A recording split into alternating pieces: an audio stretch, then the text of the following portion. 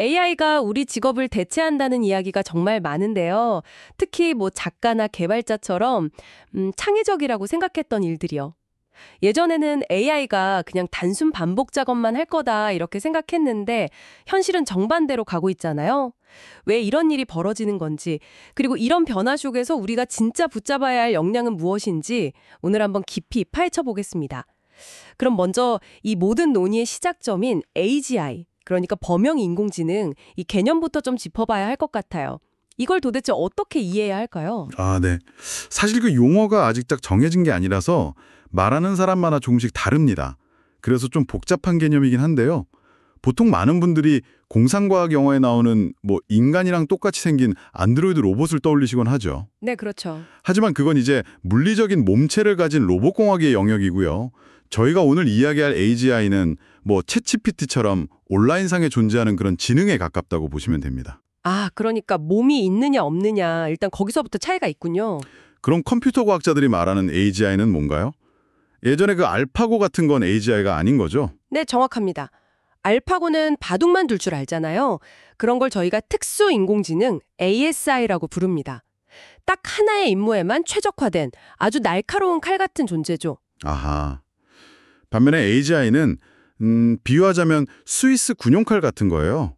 따로 배우지 않아도 다양한 문제를 두루두루 해결하는 범용성을 목표로 합니다. 그래서 정의하기를 잘 정의된 과업이라면 어떤 것이든 처리할 수 있는 능력, 이렇게 말하죠. 스위스 군용칼이요. 비유가 재밌네요. 네. 챗GPT가 그 가능성을 조금 보여주긴 했지만 여전히 환각현상 같은 명백한 한계가 있거든요. 그래서 아직 완전한 AGI라고 부르기엔 좀 무리가 있습니다. 그렇군요. 그런데 좀 궁금한 게요. 모든 빅테크 기업들이 정말 그 스위스 군용칼 같은 AGI의 개발에만 매달리고 있는 건가요?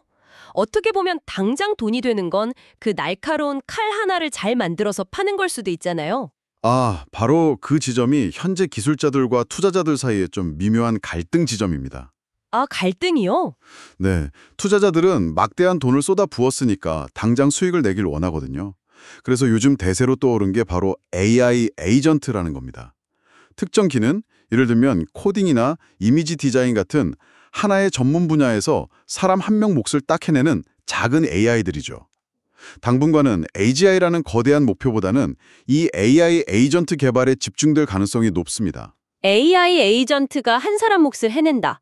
이 말이 결국 그만큼의 일자리가 사라진다는 뜻으로 들리는데요.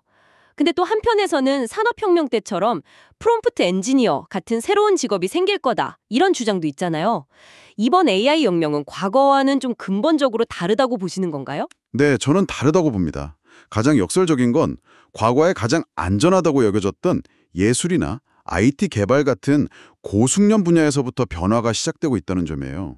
고숙련 분야요? 네, 예를 들어서 기업들이 신입 개발자를 뽑아서 몇 달 동안 가르치는 것보다 그냥 코딩 AI 에이전트를 구독해서 쓰는 게 훨씬 비용 효율적이라고 판단하기 시작했습니다. 잠시만요. 그건 정말 충격적인데요. 그럼 말 그대로 주니어 레벨의 일자리가 통째로 증발해버릴 수도 있다는 거잖아요. 그렇습니다. 물론 AI에게 정확하게 지시를 내리고 결과물을 감독할 5년차, 10년차 이상의 시니어급 경력자는 반드시 필요하죠. 하지만 여기서 더 무서운 문제, 바로 탈숙련화가 발생합니다. 탈숙련화요? 네, 신입을 뽑아서 키우는 그 과정 자체가 사라지면 5년 뒤, 10년 뒤에 그 시니어 전문가는 어디서 나오게 될까요? 사회 전체적으로 AI를 제대로 다룰 수 있는 전문가의 허리가 끊어질 수 있다는 겁니다. 와, 그러니까 단순히 지금 일자리 몇 개가 없어지는 차원의 문제가 아니라 미래의 전문가를 키워낼 사다리 자체가 없어져 버릴 수 있다. 이건 사회 전체의 영향이 약해지는 거라 훨씬 심각한데요? 이 고리를 끊으려면 결국 가장 첫 단계인 교육 현장에서부터 뭔가 달라져야 한다는 결론이 나오네요. 네, 핵심을 짚으셨습니다. 이제는 AI를 그냥 쓰는 법이 아니라 현명하게 쓰는 법을 가르쳐야 합니다. 최근에 제 동료 교수한테 들은 이야기인데요. 한 학생이 수업 내용이 틀렸다고 아주 강하게 항의를 하더래요. 네? 교수님한테요? 네, 그래서 근거가 뭐냐고 물었더니 제가 쓰는 유료 버전 챗 GPT는 다르게 설명했다 이러더라는 거죠. 와, AI가 헛소리를 할 수 있다는 그 환각의 가능성을 전혀 인지하지 못하고 심지어 돈을 냈으니까 무조건 맞다고 믿어버리는 거네요. 바로 그겁니다. 그래서 이제 교육의 역할은 답을 찾는 법이 아니라 AI의 답을 의심하는 법을 가르치는 것이 되어야 합니다. 책을 읽고 핵심을 요약하는 것 같은 이런 고전적인 훈련이 왜 여전히 중요한지를 알려줘야 해요. 그 기본기가 있어야 AI가 내놓은 그럴듯한 거짓말 속에서 오류를 잡아낼 수 있거든요. 그게 바로 AI 시대의 진짜 경쟁력이 될 겁니다. 알겠습니다. 그럼 이미 직업을 가진 사람들은 어떨까요? 어떤 직업이 살아남느냐, 이게 아니라 내 직업의 역할이 어떻게 변하느냐, 여기에 집중해야 한다는 말씀이시죠? 맞습니다. UN 보고서에서도 같은 점을 강조하는데요. 거의 모든 직업이 영향을 받겠지만 사라지기보다는 그 역할이 재정이 될 거라는 거죠. 예를 들어 교사는 지식 전달자에서 학생의 정서 발달을 돕고 AI 활용법을 가르치는 코치로, 의사는 AI의 진단 결과를 최종 검토하고 환자와 교감하는 상담가로 역할이 바뀌는 시기입니다. 그래서 지금 우리 사회에 가장 시급한 건 바로 이 직무 능력의 변화에 대비하기 위한 대대적인 재교육 시스템이라고 할 수 있습니다. 그렇다면 AI가 아무리 발전해도 대체하기 힘든 그런 인간 고유의 영역은 뭘까요? 보통은 복잡하고 어려운 일이라고 늘 생각하는데요. 많은 분들이 그렇게 오해하시지만 사실 AI는 데이터가 충분하고 문제가 명확하게 정의되어 있다면 인간보다 훨씬 더 복잡한 계산을 잘합니다. 아, 그런가요? 네, AI가 정말 못하는 건 바로 평가입니다. 이밸류에이션이요. 평가요? 그게 무슨 의미죠? 이미지 생성 AI한테 푸른 초원위를 달리는 백마를 그려달라고 하면 순식간에 10개의 이미지를 만들어주죠. 하지만 AI 입장에서는 그 10개의 결과물이 전부 동등해요. 프롬프트에 맞춰서 생성했을 뿐이지 어떤 그림이 더 예술적인지, 더 감동적인지 스스로 판단하지 못합니다. 아, 그래서 AI 학습의 마지막 단계에 항상 인간의 피드백이 들어가는 거군요. AI가 가져온 여러 개의 답안지 중에 이게 더 좋은 답변이야 라고 인간 선생님이 직접 골라주고 가르쳐주는 과정, 그게 바로 인간 피드백 강화학습 RLHF인 거고요. 정확합니다. 바로 그거예요. 이처럼 특정 분야의 전문성을 가지고 왜 이것이 더 나은가를 이유를 들어서 판단하고 평가하는 능력. 그것이야말로 AI 시대의 가장 중요한 인간의 역량으로 남을 겁니다. 잠깐만요. 이거 정말 흥미로운데요. 방금 AI가 못하는 게 평가라고 하셨고, 아까는 환각이 기술적 한계라고 하셨잖아요. 이 두 가지를 합쳐보면 결국 AI가 아무리 그럴듯한 결과물을 쏟아내도 그게 진짠지, 좋은 건지, 쓸모있는 건지 판단하는 최종 책임은 오직 인간에게 있다는 뜻이네요. 그걸 잘하는 게 바로 핵심 역량이고요. 네, 완벽한 정리입니다. 저도 예전에 제 이름을 AI에 물어봤더니 1970년대에 활약한 전설적인 여성 아나운서라는 정말 황당한 답변을 받은 적이 있거든요. 이런 환각 현상은 대체 왜 생기는 거고 기술이 발전하면 언젠가는 없어질 수 있는 건가요? 아, 그런 경험이 있으시군요. 그 환각이라는 게 AI가 의도를 갖고 거짓말을 하는 게 아닙니다. 현재 생성형 AI의 구조 자체가 참과 거짓을 판별하는 필터가 없어요. 그냥 주어진 문맥에 통계적으로 가장 그럴듯한 단어를 예측해서 조합하는 방식이기 때문에 생기는 겁니다. 이건 버그가 아니라 기술의 본질적인 특징이라서 줄일 수는 있어도 완전히 없애는 건 불가능에 가깝습니다. 기술적 한계라면 혹시 이 환각 현상을 긍정적으로 활용할 방법도 있을까요? 물론입니다. 관점을 바꾸면 환각은 세상에 없던 것을 상상해내는 능력이기도 하거든요. 아, 상상해내는 능력이요? 네. 특히 예술 분야에서는 이게 엄청난 창의성의 원천이 될 수 있죠. 많은 예술가들이 AI를 단순히 그림을 그려주는 도구가 아니라 전혀 생각지 못한 아이디어를 던져주는 창의적인 동료로 활용합니다.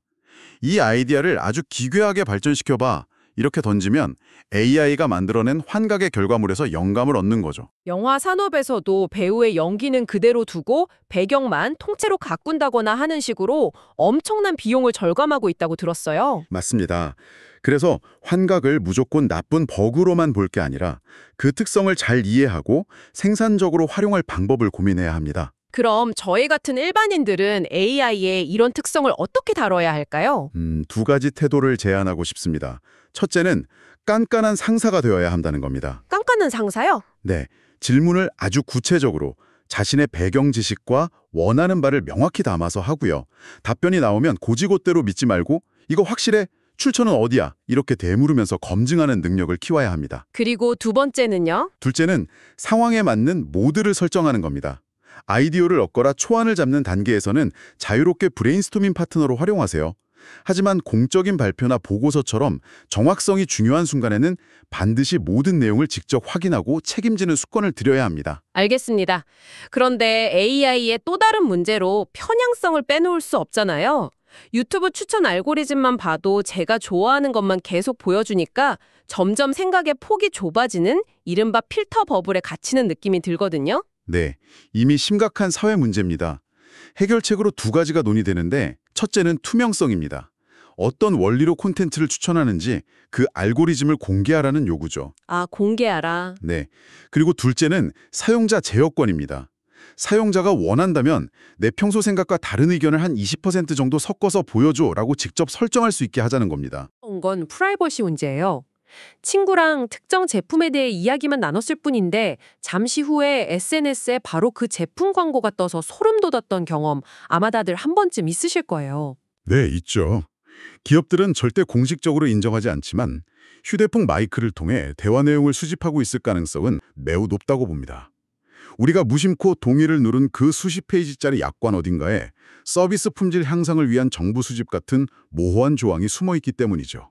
아, 이건 개인이 그 약관을 다 읽고 동의 여부를 결정하는 걸로 해결될 문제가 아닙니다. 그렇다면 제도적인 해결책이 필요하겠네요. 네. 우리가 당신의 대화를 듣고 맞춤형 광고에 활용하는 것에 명시적으로 동의하십니까? 처럼 정보 수집의 목적과 내용을 아주 명확하게 알리고 동의를 구하도록 강제하는 그런 제도적 장치가 반드시 필요합니다. 이야기를 정리해보죠. 결국 가장 근본적인 질문이 남는 것 같습니다. AI는 우리 인류를 더 행복하게 만들어줄까요?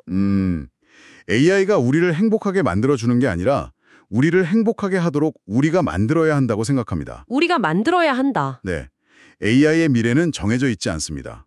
기술 개발 단계부터 우리 사회의 가치를 존중하고 인간성을 증진시키는 방향으로 설계되도록 지금부터 거버넌스를 구축해야 합니다. 기술, 제도, 그리고 AI를 사용하는 우리 각자의 노력이 함께 가야 합니다. 다행히 우리 정부도 이런 중요성을 인지하고 사회적 공론장을 통해서 다양한 의견을 모으고 또 정책에 반영하려는 노력을 시작했습니다. 모든 시대에는 그 시다만의 도전 과제가 있었죠. AI라는 거대한 파도가 우리 앞에 놓인 지금 이 기술의 방향을 결정하는 것은 결국 기술 그 자체가 아니라 이 기술을 어떤 가치와 철학 위에서 사용하고 통제할지에 대한 우리 사회의 끊임없는 질문과 고민일 겁니다. 그리고 어쩌면 여러분이 AI에게 던지는 다음 질문이 그 거대한 방향을 결정하는 작은 첫걸음이 될지도 모르겠습니다.